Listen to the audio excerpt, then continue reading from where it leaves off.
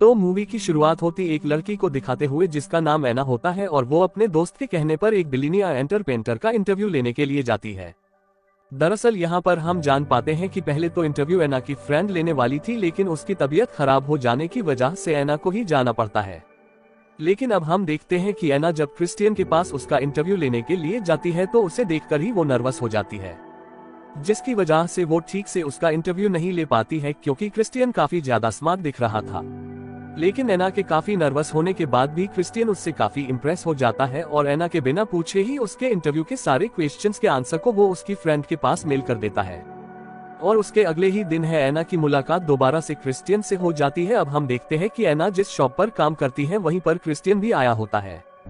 अब यहाँ पर वो एना को ऑफर देता है कि वो उसकी फ्रेंड के न्यूज आर्टिकल्स के लिए फोटोशूट भी करवा सकता है अगर वो उसके साथ कॉफी पीने के लिए रेडी हो तो। क्रिस्टियन की बात सुनने के बाद एना उसके ऑफर को एक्सेप्ट कर लेती है, जिसके बाद अब क्रिस्टियन फोटोशूट कंप्लीट करने के बाद एना को अपने साथ कॉफी पीने के लिए लेकर जाता है।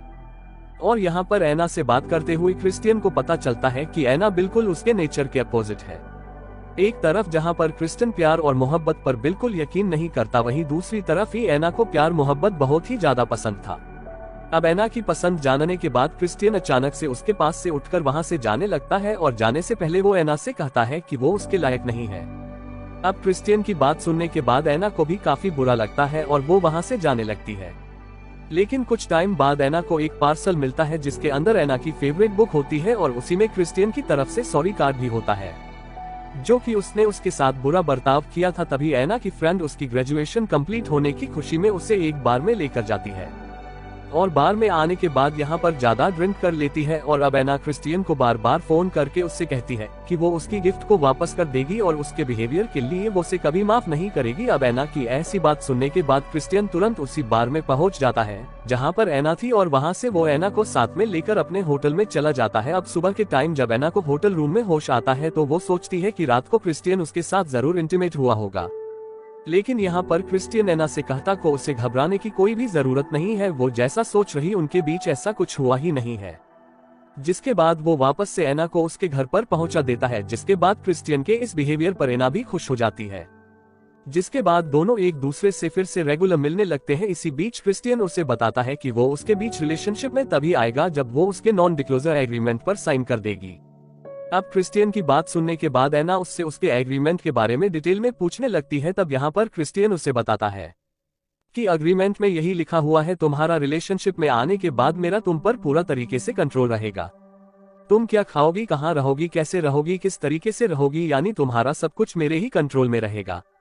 और आगे बताते हुए क्रिस्टियन उससे कहता है कि उसके रिलेशनशिप में एना उसे खुद से टच नहीं कर सकती। अब इसके बाद वो एना को एक रूम में लेकर जाता है जिसे वो रेड रूम कहा करता था।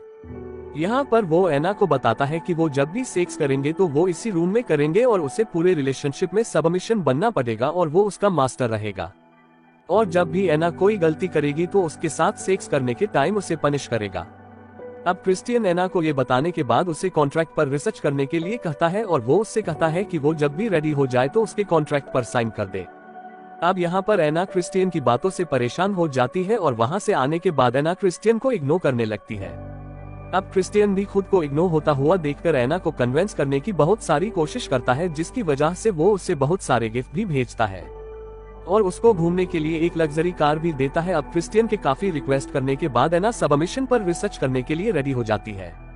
लेकिन इंटरनेट पर वो जैसे ही सबमिशन लिखती है वैसे ही उसके सामने इंटरनेट की बहुत सारी तस्वीरें आ जाती है और उन तस्वीरों को देखकर एना डर जाती है।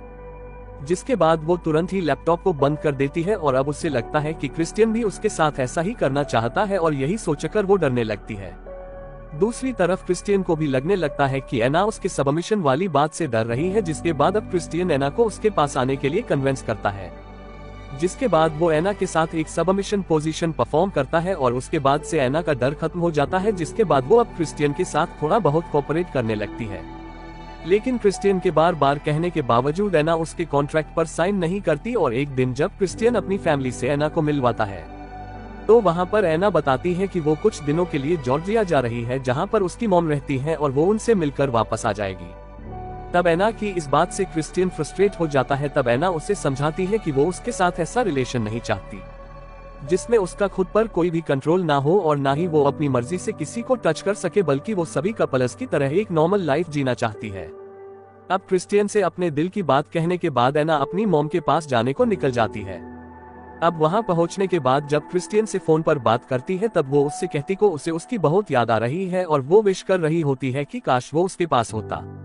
अब एना की बात सुनने के बाद क्रिस्टियन अचानक से जॉर्जिया पहुंच जाता है और वहां पहुंचकर एना को सरप्राइज करता है। अब यहाँ पर क्रिस्टियन और एना दोनों मिले ही होते हैं, तभी क्रिस्टियन को एक फोन आता है और वो कॉल उठाने के बाद क्रिस्टियन बहुत परेशान हो जाता है, जिसकी वजह से उसे अपने बिजनेस के सिलसिले में वापस आना पड़ता है। और एना भी अपनी मॉम से मिलकर कुछ दिनों बाद वापस क्रिस्टियन के पास आ जाती है, लेकिन यहाँ पर एना नोटिस करती है कि क्रिस्टियन जब भी उसके साथ इंटीमेट होता है तो उसके साथ नए नए परफॉर्मेंस करता है और हर बार उसकी फैंटेसी बढ़ती ही जा रही थी। अब क्रिस्टियन के बिहेवियर से एना बहुत हट हो जाती है और वो उसकी इस बात से बिगड़ने लगती है कि वो उसके साथ नॉर्मल रिलेशन में रहे। और यहाँ पर एना उससे एग्जैक्ट रीजन पूछती है कि आखिर वो उसके साथ क्या करना चाहता है, जिसके लिए उसे कॉन्ट्रैक्ट पर साइन करने होंगे। अब एना की बात सुनने के बाद क्रिस्टियन उससे कहता है कि उसका नेचर ही ऐसा है जिसकी वजह से वो सभी लोगों की तरह नहीं रह सकता, उसकी बस एक ही फैंटेसी है कि वो बहुत से भी ज्यादा तरीकों से सेक्स करना चाहता है। अब क्रिस्टियन की बात सुनने के बाद एना काफी गुस्से में आ जाती है और क्रिस्टियन को उसके बहुत सारे तरीकों में से एक ही तरीका परफॉर्म करने को कहती है। क्रिस्टियन एना की बात सुनने के बाद उसे समझाने की काफी कोशिश करता है और उसको वार्निंग भी देता है, लेकिन एना अपनी जिद पर अड़ी रहती है। अब आखिरकार क्रिस्टियन एना को रेड रूम में लेकर जाता है, जिसके बाद वो उसके साथ एक ही तरीका परफॉर्म करता है, जिसकी वजह से एना को बहुत तकलीफ होती है। लेकिन इसी बीच एना देखती है कि उसे जितनी ही तकलीफ हो रही है क्रिस्टियन को उतना ही मजा आ रहा था और इस बात से एना को क्रिस्टियन से नफरत हो जाती है और वो उसे छोड़कर वहां से हमेशा के लिए चली जाती है। और जाने से पहले वो क्रिस्टियन से कहती है कि वो वैसी बिल्कुल भी नहीं है जैसा वो समझता है और आज के बाद से वो उससे कभी भी नहीं मिलेगी। और इस मूवी का ये पार्ट यहीं पर खत्म हो जाता है।